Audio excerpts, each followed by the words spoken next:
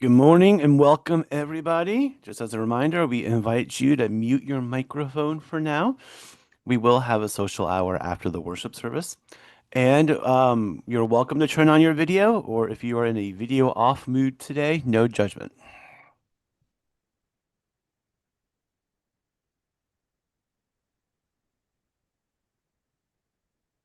Now is a good time to grab a cup of coffee or hot chocolate. I got peppermint hot chocolate with me. It's fun to see people in their natural habitats. With their natural hairstyle as well, guess. And Mom, I don't know why we're looking at the TV room, but it looks kind of weird. Dad, hello, good morning.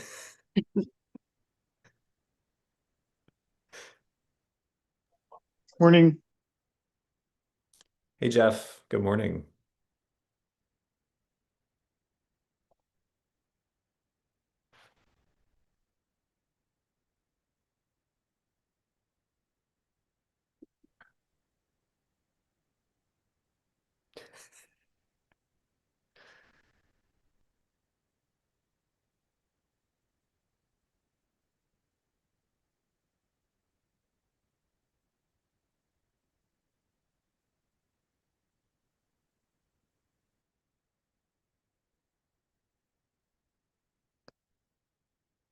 You getting on? Yeah, we hear you. We see you, Maureen. Welcome.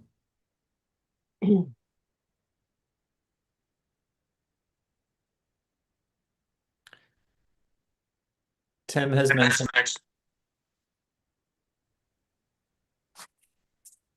Just as a reminder to everyone, please mute, or we might end up having to mute you for now.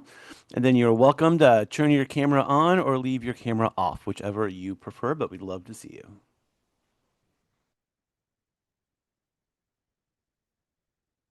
Reverend Kent, I apologize. I was clicking the wrong person. All good. I was just about to echo Tim and say, don't forget to mute yourself, especially when the service starts.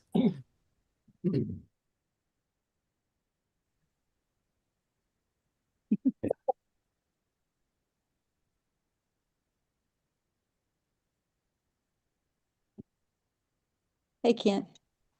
Good morning. As a warning, I'm telling a story about you this morning, but it's a good one. Oh, good.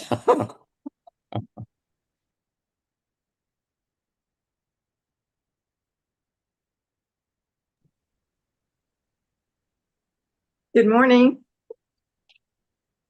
Now I'll mute. Good morning, everybody. Hey, Back Todd. onto mute.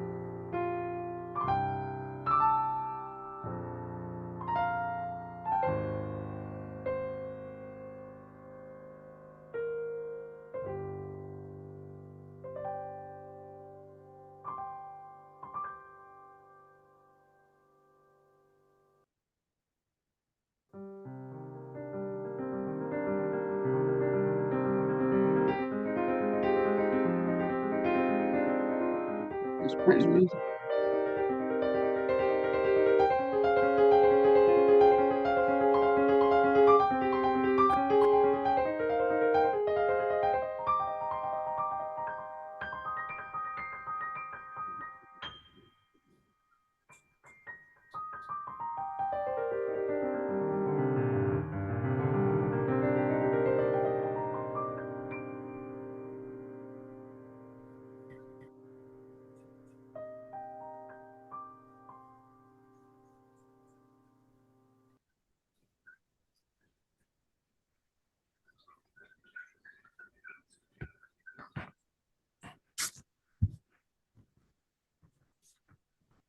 Good morning. I'm Sandra Flansburgh, the Worship Associate for this morning, as well as your president this year. My pronouns are she, her, and hers.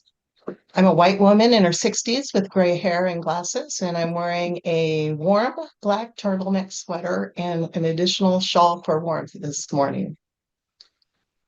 A special thank you to our minister and staff and Ellie for being able to quickly shift plans due to the severe weather here in Oklahoma City and call us together for a virtual service this morning.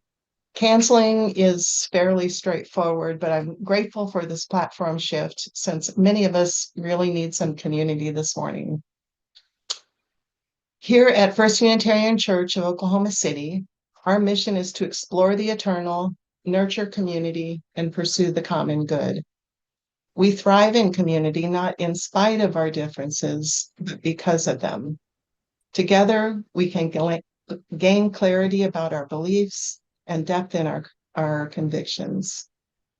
Since we are all online this morning, please take a moment and introduce yourself in the chat, your neighborhood if you're in Oklahoma City, or your location if you're Zooming in from somewhere else. Welcome. And I invite you to light a candle or chalice at home as I light a candle in my home in Oklahoma City, or try to. Speaking from 6 blocks north of our church, I light this chalice in Midtown Oklahoma City on land that was home to First Americans, including the Apache, Caddo, and Wichita, on land that was taken from the Muskogee and Seminole and other removed and relocated peoples. I light the chalice this morning with words by Adam Slate. We gather this morning as one community, a community united by common ideals: love, justice, diversity, freedom, mutual care, equity. Yet look around.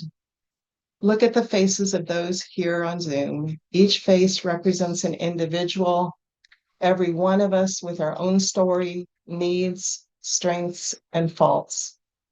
We light our chalice today, honoring our common connection and also the uniqueness that lives within each of us. I invite you now to read our covenant out loud, and we were going to put it in the chat, but it may be hard to read as people are introducing themselves, but you may know it also. Love is the spirit of this church, and service is its law. This is our great covenant, to dwell together in peace, to seek the truth in love, and to help one another.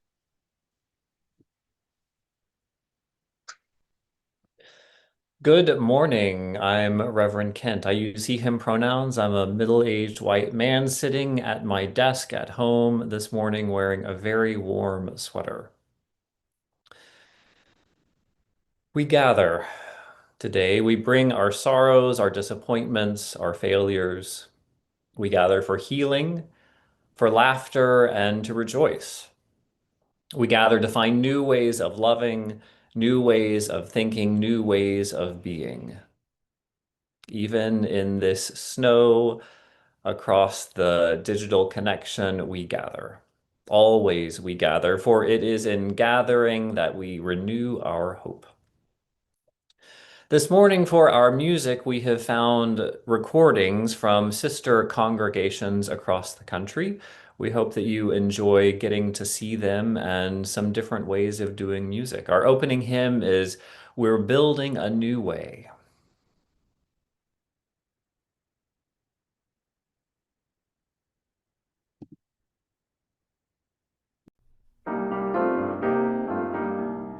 We are building a new way.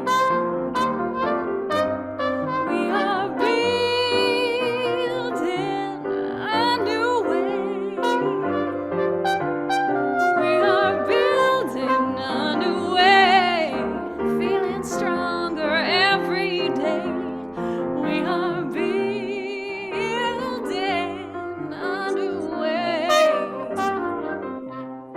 We are working to be free. We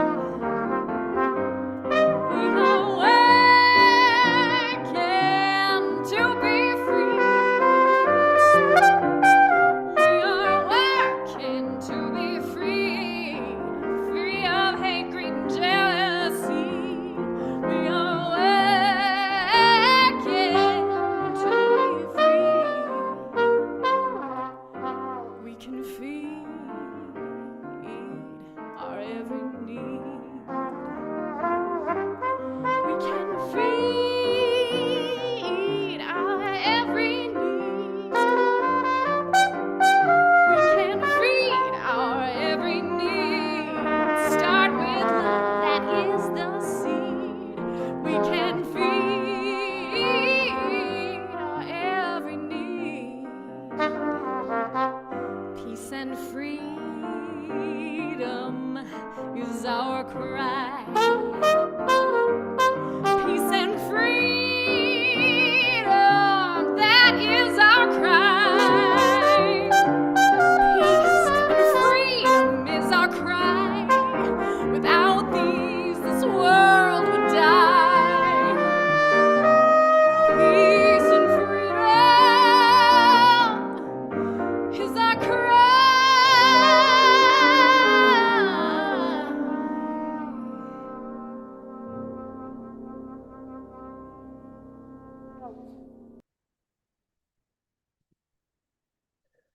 This morning's prayer comes from Kristen Green. Today we pray for our country's leaders. May they lead with justice and fairness on their lips. May they hold in highest esteem the value of human life and liberty. May they never forget those who elected them, nor those who did not. Many of us are worried, anxious, afraid. Who will uphold our basic rights? Who will protect us from rollbacks on liberties? Who will lead us through the shadows? Who will remember us? Spirit of life and love, holy presence all around, embrace us with your wisdom and peace. Surround us with reassurance. Fill our hearts with purpose. Empower us to do what is right. May our hearts be expanded as the time comes for us to comfort each other. May our minds be charged with creativity as we find our way forward. May our bodies remain well and strong so we can visit the Capitol or escort our neighbor to safety. May our spirits be guided by our values. May our lives speak, be they gentle or angry or loud and clear. May we remain united in our mission as people of faith, to connect deeply, to grow together, and serve one another. Amen. Our time for all ages this morning is called The Big Orange Splot. It's a silly story, but certainly connects with what we're talking about today. And who couldn't use a silly story on a gloomy day like this? It says that Mr. Plumbean lived on a street where all the houses were the same. He liked it that way. So did everyone else on Mr. Plumbean's street. This is a neat street, they would say. Then, one day, a very strange thing happened. A bird flew overhead with a big can of paint, and it dropped it on Mr. Plumbean's house. It made a big orange splot on Mr. Plumbean's house. Oh, too bad, everyone said. Mr. Plumbean will have to paint his house again. I suppose I will, said Mr. Plumbean. But he didn't paint his house right away. He looked at the orange spot for a long time, and he went about his business. The neighbors got tired of seeing that big orange spot. Someone said, "Mr. Plumbean, we wish you would get around to painting your house." "Okay," said Mr. Plumbean. He got some blue paint and some white paint, and that night he got busy. He painted at night because it was cooler than the day. When the paint was gone, the roof was blue, the walls were white, and the big orange spot was still there. Then he got some more paint. He got red paint, yellow paint, green paint, and purple paint. In the morning, the people on the street came out of their houses. Their houses were all the same, but Mr. Plumbean's house was like a rainbow. It was like a jungle. It was like an explosion. There was the big orange spot, and there were little orange spots. There were stripes, there were pictures of elephants and lions and pretty girls and steam shovels. The people said, "Mr. Plumbean has popped his cork, flipped his wig, blown his stack, and dropped his stopper." They went away muttering. That day, Mr. Plumbean bought carpenter's tools. That night, he built a tower on top of his roof and painted a clock on the tower. The next day, the people said, "Plumbean has gushed his mush, lost his marbles, and slipped his hawser." They decided they would pretend not to notice. That very night, Mr. Plumbean got a truck full of green things. He planted palm trees, baobabs, thorn bushes, onions, and frangipani. In the morning, he bought a hammock and an alligator. When the other people came out of their houses, they saw Mr. Plumbean swinging in a hammock between two palm trees. They saw an alligator laying in the grass. Mr. Plumbean was drinking lemonade. Plumbean has gone too far. This used to be a neat street. "Plumbean, what have you done to your house?" the people shouted. "My house is me and I am it.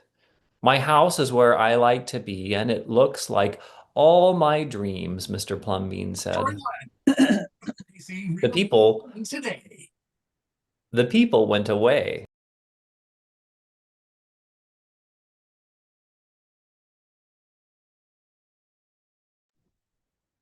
The people went away. They asked the man who lived next to Mr. Plumbean to go and have a talk with him.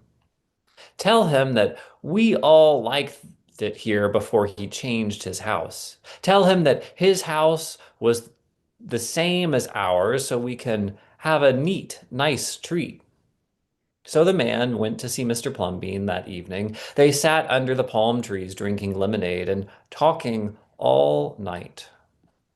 Early next morning, the man went out to get lumber and rope and nails and paint. When the people came out of their houses, they saw a red and yellow ship next door to the house of Mr. Plumbean. "What have you done to your house?" they shouted at the man. "My house is me and I am it. My house is where I like to be, and it looks like all my dreams," said the man, who had always loved ships. "He's just like Mr. Plumbean," the people said. "He's got bees in his bonnet, bats in his belfry, and knots in his noodle." Then, one by one, the neighbors went to see Mr. Plumbean late at night. They would sit under the palm trees and drink lemonade and talk about their dreams. And whenever anybody visited Mr. Plumbean's house, the very next day that person would set about changing his own house to fit his dreams.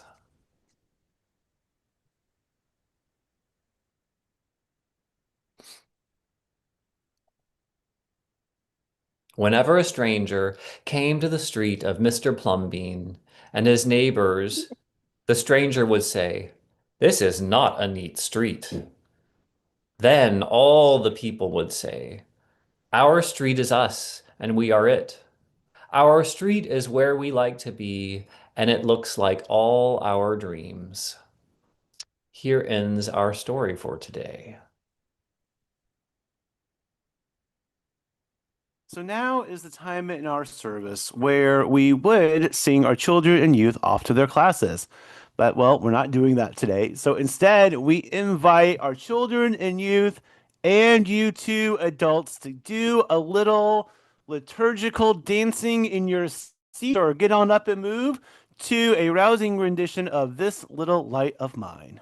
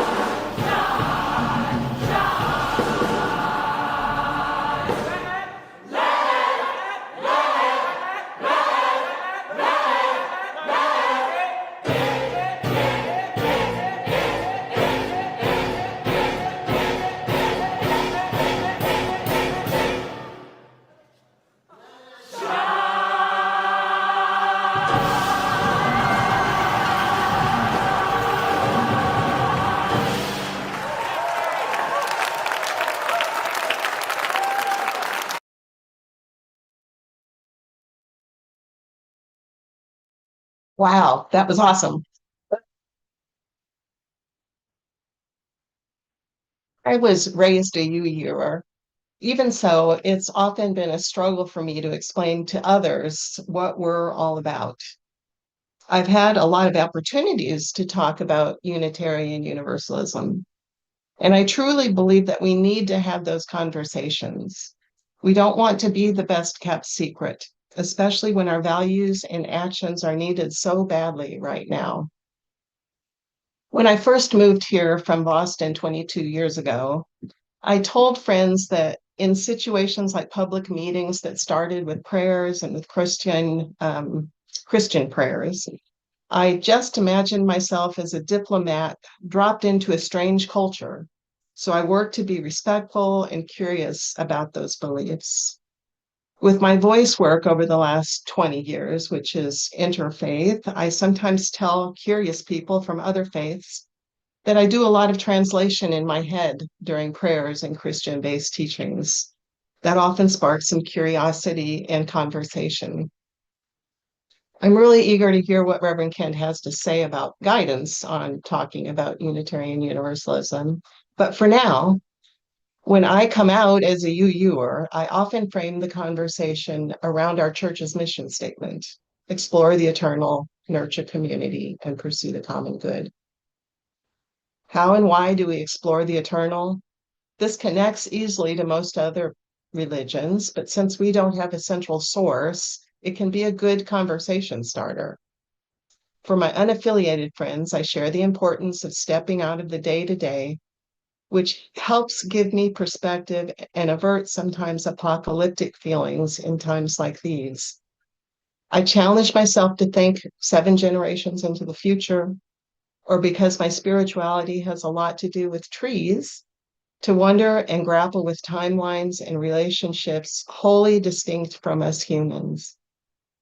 Some of this exploration is done on my own, but I also say something about the Wendell Berry quote often. It is not from ourselves that we learn to be better than we are. I need a community like our church to challenge, teach, and stretch me on this path of exploration. In part because of that, and in part because we are, after all, a social species, we nurture community.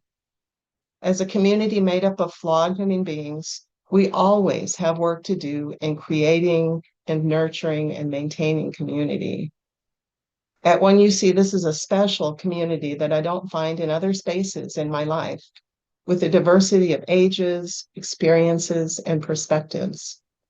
Nurturing that community means showing up however we're able, receiving from this community, and also giving back in some way. And finally, we pursue the common good. UUers talk a lot about deed over creed, meaning that we value someone's actions over their religious beliefs. Most of the people I talk with get this part easily as social justice warriors. Those 3 parts of our mission also tie together in a powerful way for me. I did, when I first became immersed in Oklahoma culture, sometimes feel the need to say that my faith is different, or to tell my unaffiliated friends back in Boston and Costa Rica who heard me talk more and more about church, well, we're not like other churches.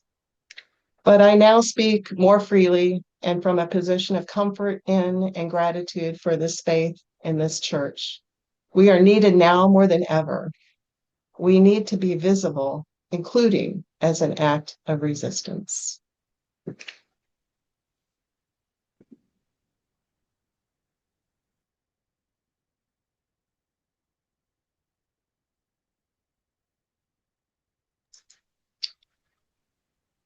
For our offertory today, generosity is a spiritual practice that we embrace every Sunday when we take an offering. All the cash and designated checks are distributed directly to an external nonprofit organization doing good work in the world. This month, our offering supports the Micah Community Group movement, which supports those on the margins, particularly the unhoused and elderly. Motivated by God's love, they provide tangible resources and friendship to our Oklahoma City neighbors. and they welcome and empower the next generations to serve. A little over 3 years ago, clergy, students, and faculty members from Southern Nazarene University formed an urban student ministry nonprofit named Micah Community Movement. In June 2025, the organization opens its doors as a drop-in center for the unhoused in Northwest Oklahoma City. Our financial gift will make a difference to this group, and I can attest firsthand to how a Sunday off or completely virtual can negatively impact our contribution for a month. So please, I ask you, let's not let that happen this month, especially during these days when the people that Micah is serving are experiencing the storms in terrible ways that we can really only imagine.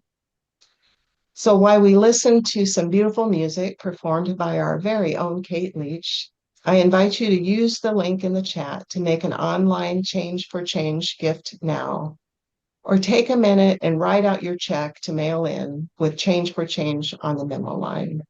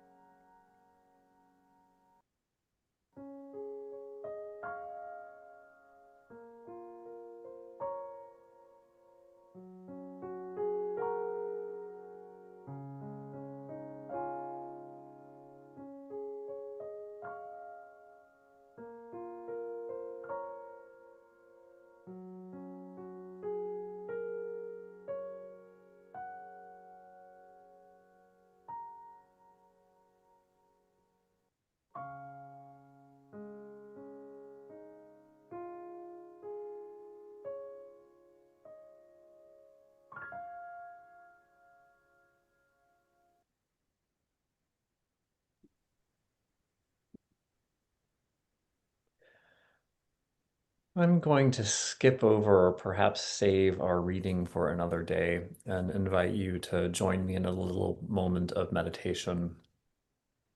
If you're anything like me, you've spent most days racing from one distraction to the next, probably involving a whole bunch of screens, often having multiple distractions happening at the same time. Let's see if we can step away from that for just a little bit to be in this moment in our homes, our comfortable, safe homes that are really protecting us from a difficult time outside. So if you're comfortable, let your eyes gently close. And I'm going to ask you to take a few deep breaths together. If you would, breathing in and let that go. Take another full deep breath in.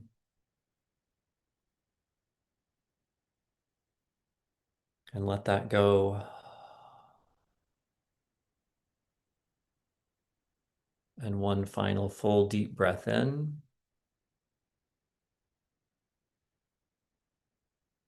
And let that slowly release.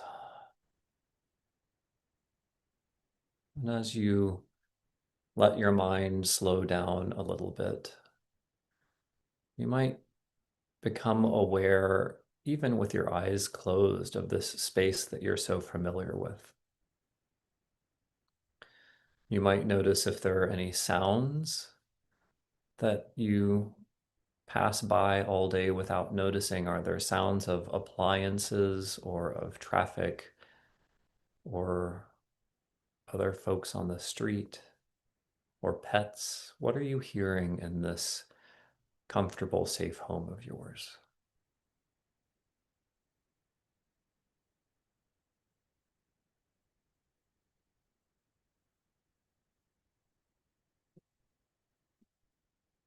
And with your eyes still closed in this very familiar place, become aware in your mind's eye of the walls on either side of you and in front of you and behind you. And the ceiling and the floor and that chair or wherever you are seated, comfortably supported. For just a short moment of silence, I invite you to sit in the awareness of this place wherever you are.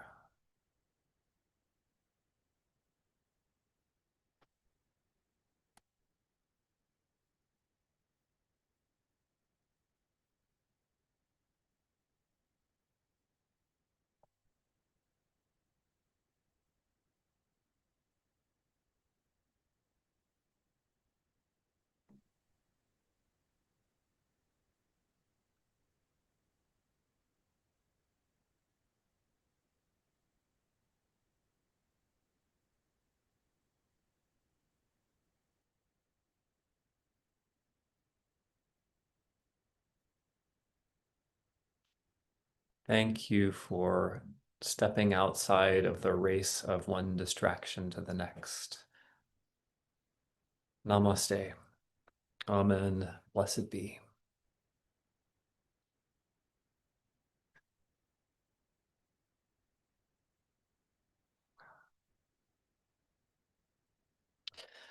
Most of you know that this week I took a short trip to Minneapolis. The trip was an answer to a call from the organization March. That is an acronym for Multi-Faith, Anti-Racism, Change, and Healing. Several hundred clergy from around the country came to bear witness to the immoral and illegal actions of ICE against the residents of Minneapolis. I say several hundred because we never got an exact number. I have heard the number 600. I've heard well over 1,000. There were a lot of us from a whole lot of houses of worship across the country. It was a fast trip. I returned home on Friday morning before the largest actions took place. Because of the massive winter storm canceling flights and the truly dangerous cold of Minneapolis and some travel plans for this coming week, I realized that it was time for me to head home.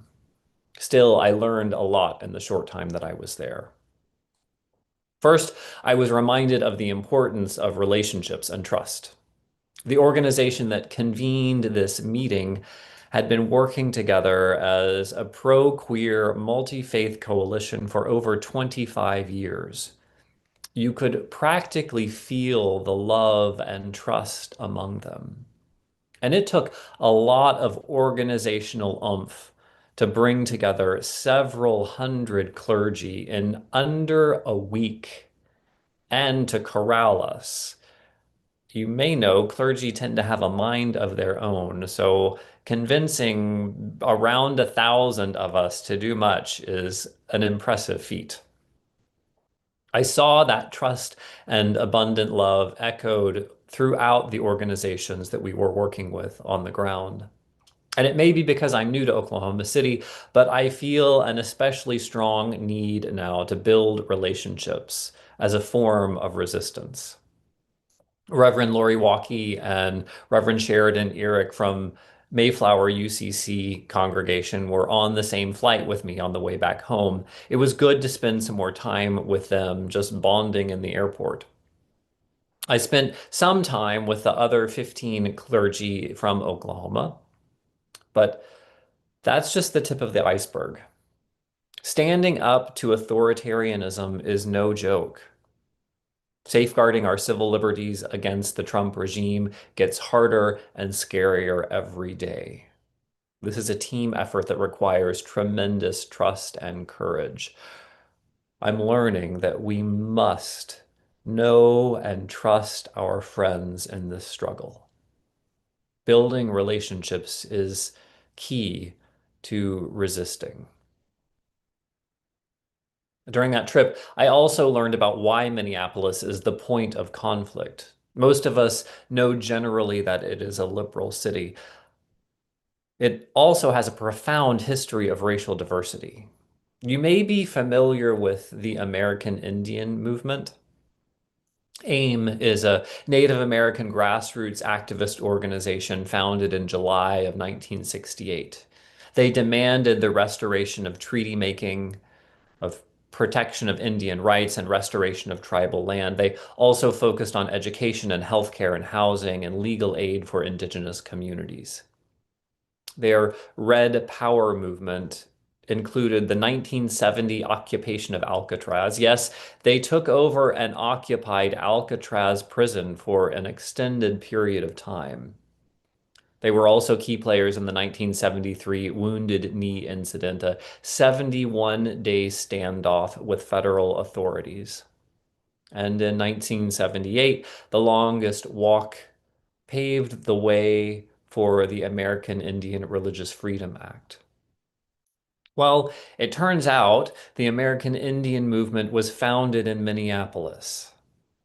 AIM initially formed as an Indian patrol in Minneapolis to monitor police behavior and combat widespread discrimination and brutality against Native communities.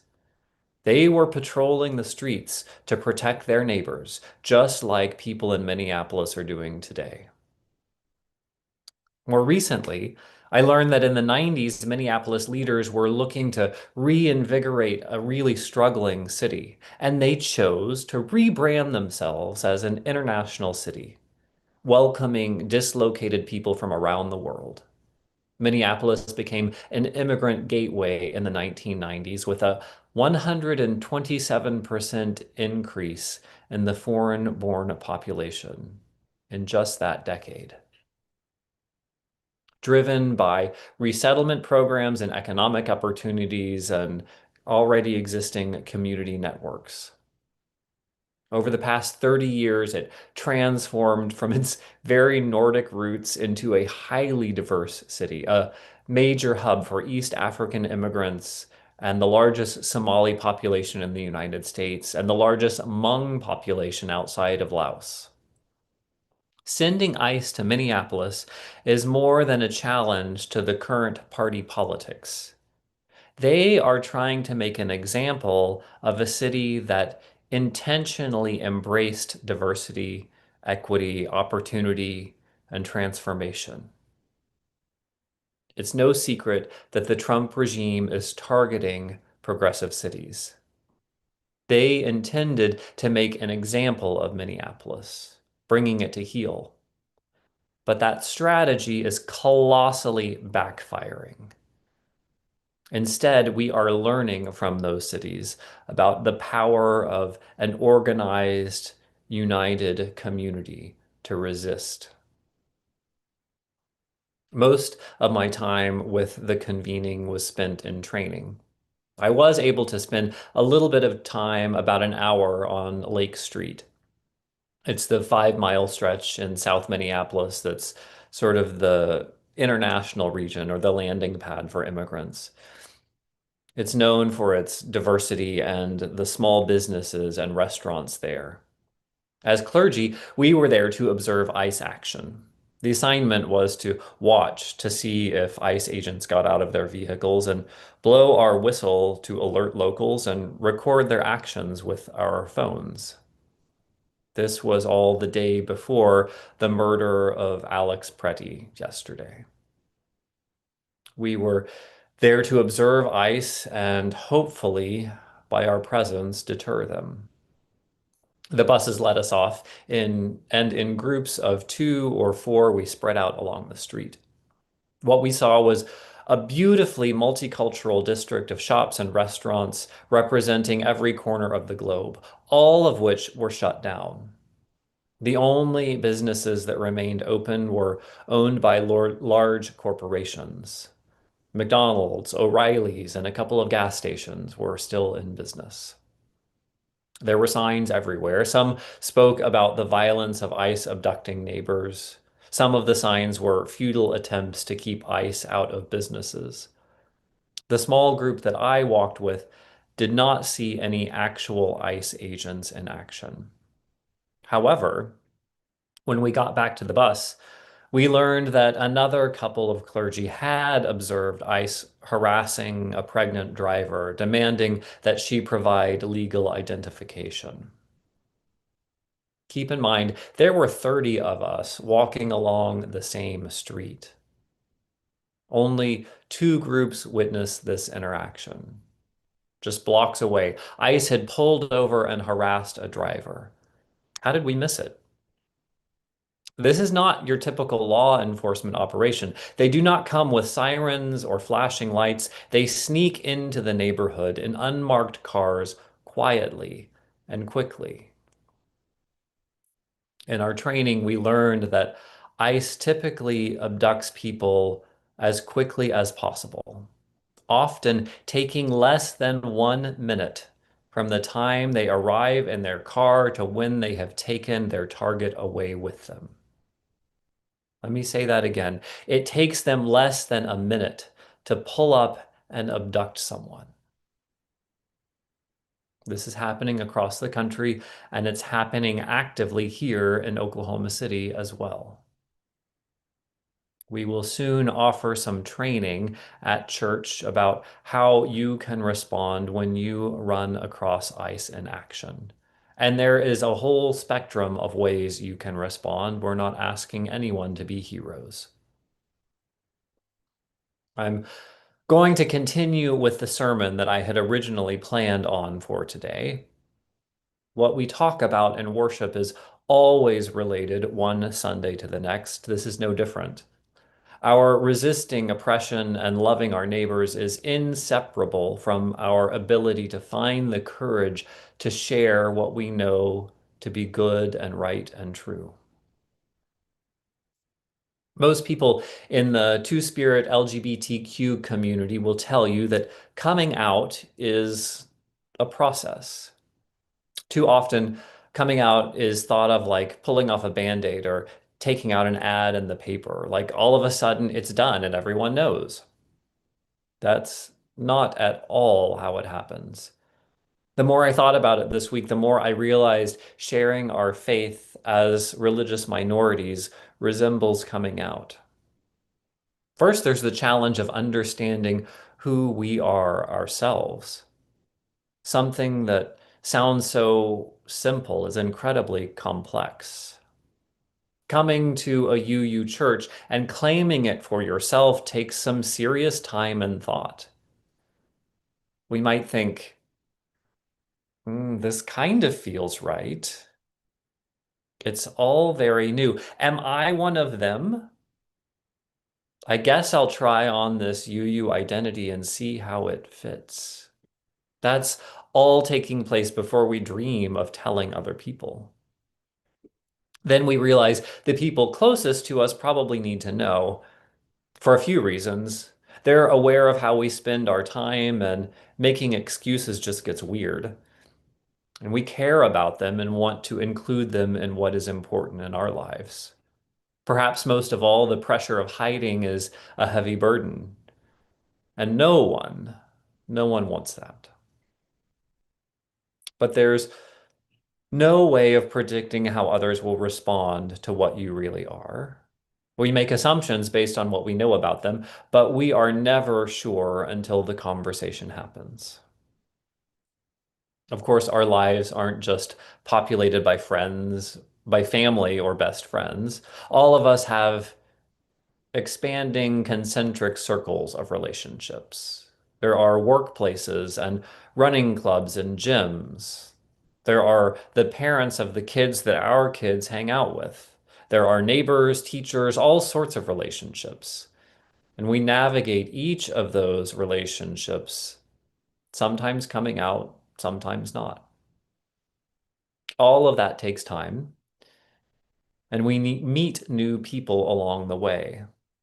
All the while, our own understanding of ourselves is evolving. Suddenly, we're in the choir or in a leadership position at the church.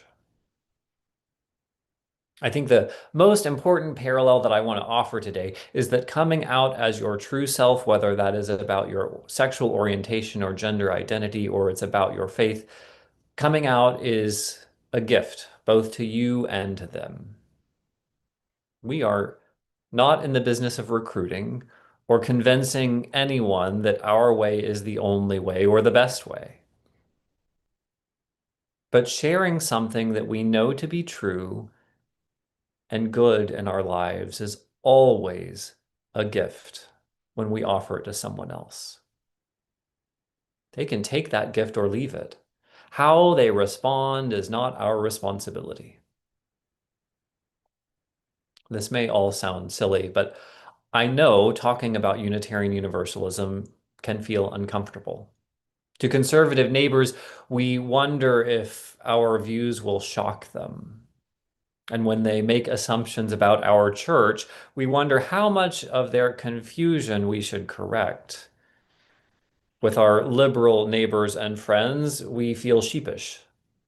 We again want to say, it's not that kind of church. I have a confession to make. I'm a member of a book club that meets just around the corner from the church. They still do not know what I do for work. Sometimes it's just easier not to have that conversation. And just like you, I have to remind myself that sharing something that we know to be true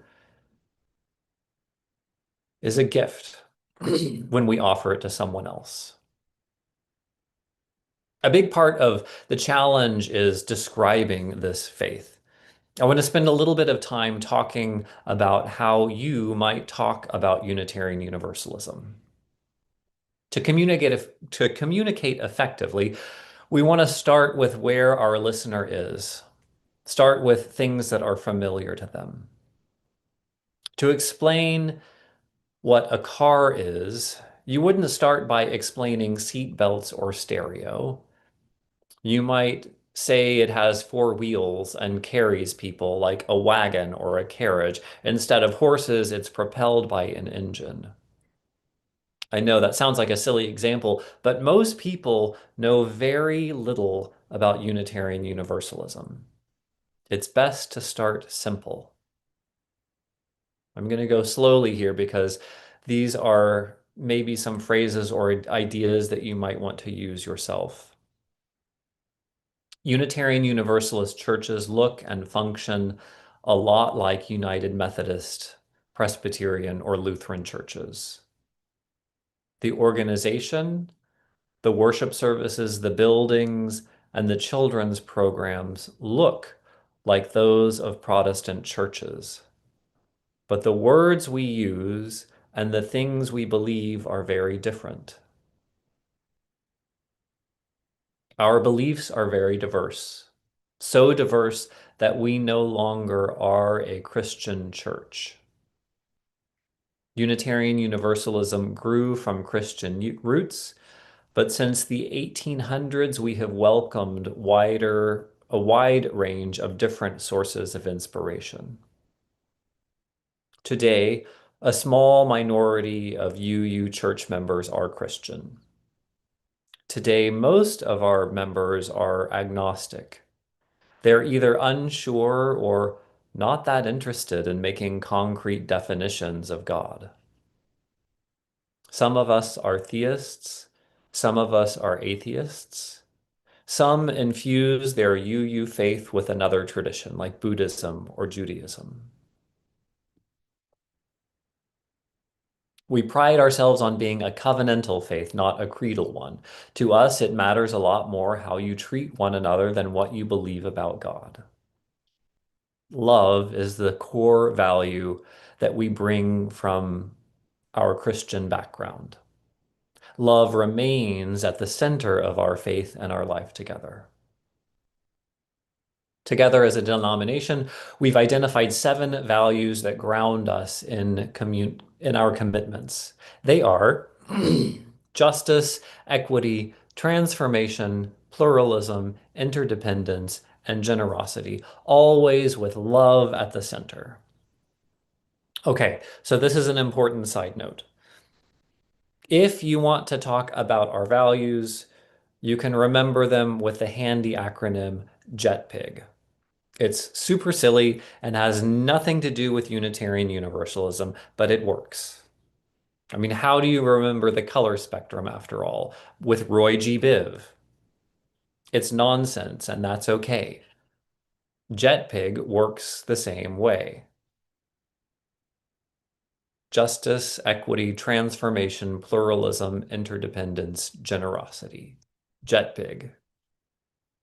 And if you're going to talk about our values to someone, it's best to be ready to say something deeper about one of them. So which value is your favorite? Or which do you love to see our church carry out? This is actually a great exercise to think through your own priorities too. So maybe that's everyone's homework for the week. Which of our 7 values is most important to you and why? That all brings me to my second most important piece about communicating our faith. Stories are so much more useful than facts. I'm not talking about stories of famous Unitarian Universalists. I'm talking about your own story as it relates to church. One of the stories that I have is more of a family story than my own.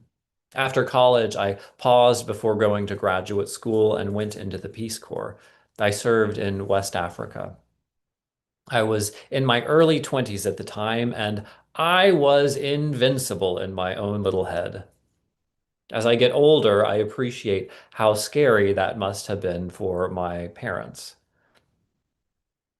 Now, in our hymnals at the building, you may have noticed that in the very front cover, in some of the hymnals, there are name plates. A lot of congregations fund the purchase of hymnals by allowing members to buy a hymnal and dedicate it to someone with their nameplate inside the front cover. So the first Sunday after I headed off to Peace Corps, it may have been the very next day, I'm not sure, but my parents went to church.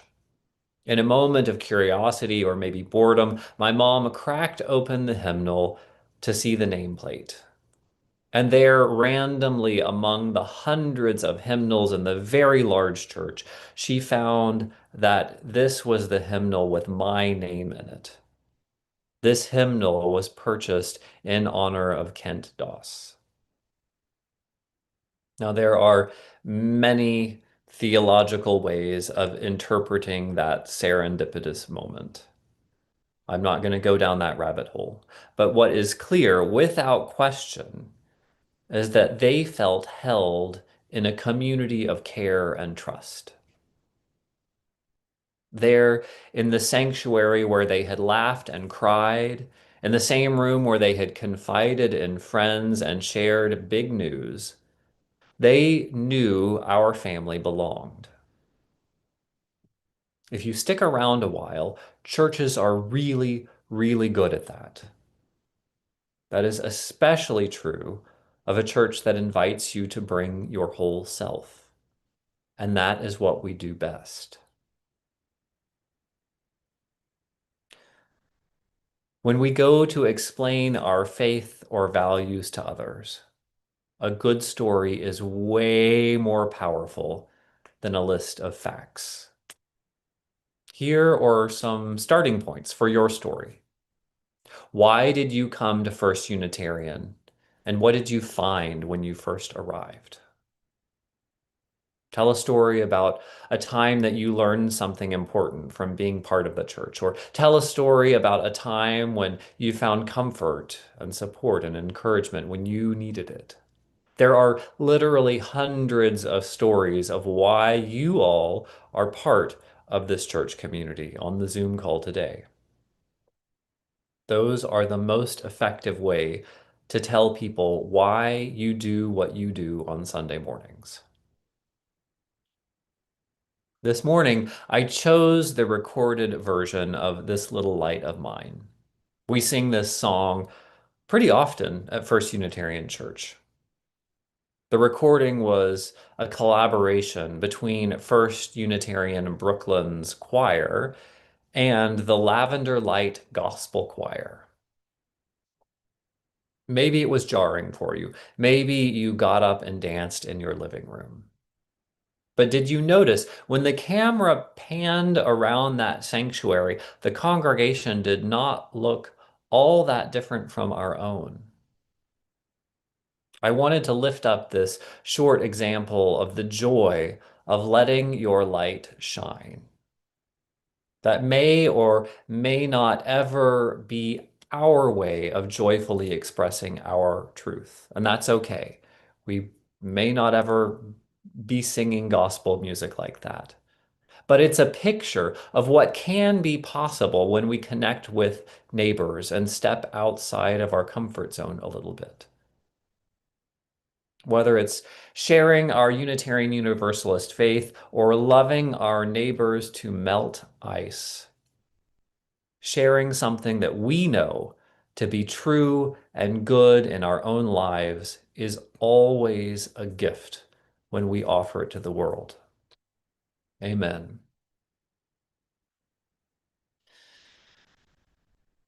Our closing hymn today is When Our Heart is in a Holy Place. This recording comes from another one of our sister congregations.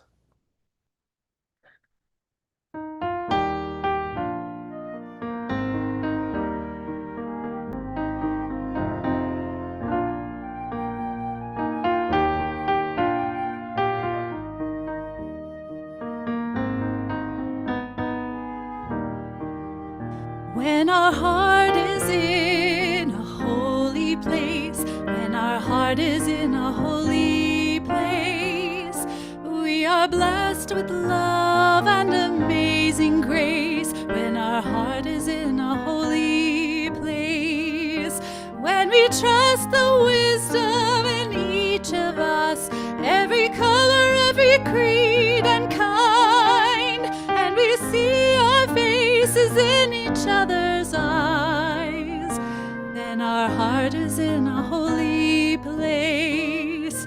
When our heart is in a holy place, when our heart is in a holy place, we are blessed with love and amazing grace. When our heart is in a holy place, when we tell our story from deep inside, and we listen with a loving mind, and we hear our voices in each other's words, then our heart is in a holy place. When our heart is in a holy place, when our heart is in a holy place, we are blessed with love and amazing grace. When our heart is in a holy place, when we share the silence of sacred space,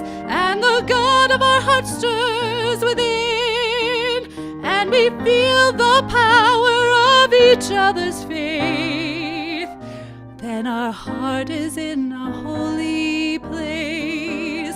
When our heart is in a holy place, when our heart is in a holy place, we are blessed with love and amazing amazing grace, when our heart is in a holy place, when our heart is in a holy place.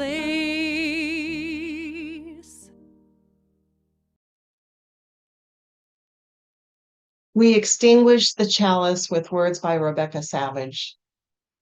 As we come to the end of service, may you depart from our time together, buoyed by the spirit of life, delighted by the warmth of our gathering, and renewed in soul and mind. As we extinguish the flame of our chalice, may its lingering spark be carried in your heart until we are together again. Here.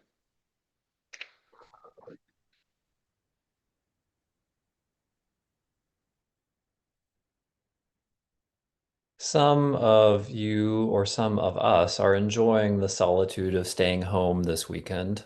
Others are probably feeling pretty isolated by now. So I want to invite you to stick around for a few minutes after the postlude to visit with one another over Zoom. For now, friends, go in hope. The arc of the universe is long, and we can bend it toward justice.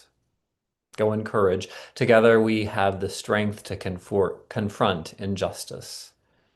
Go in love, because a holy and generous love is both the reason and the means by which we transform our lives. Friends, go in peace. Let the light within you be a blessing to the world.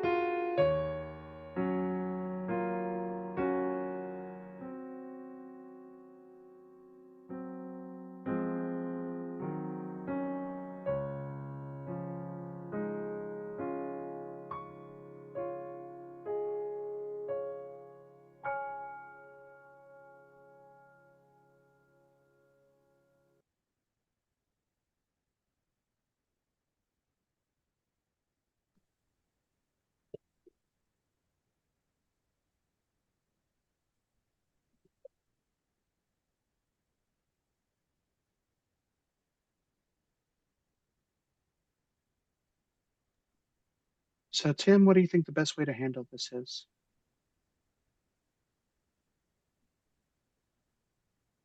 I mean, Hello, Vince, do you want to do one everybody. big room or do you want to do small rooms? I'm looking for the small room setting. I can't even find it at the moment. Did they move that? Yeah, probably. Let me look.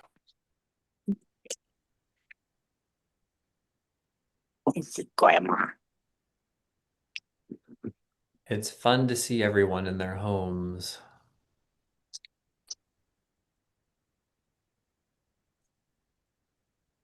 Hello. Hello.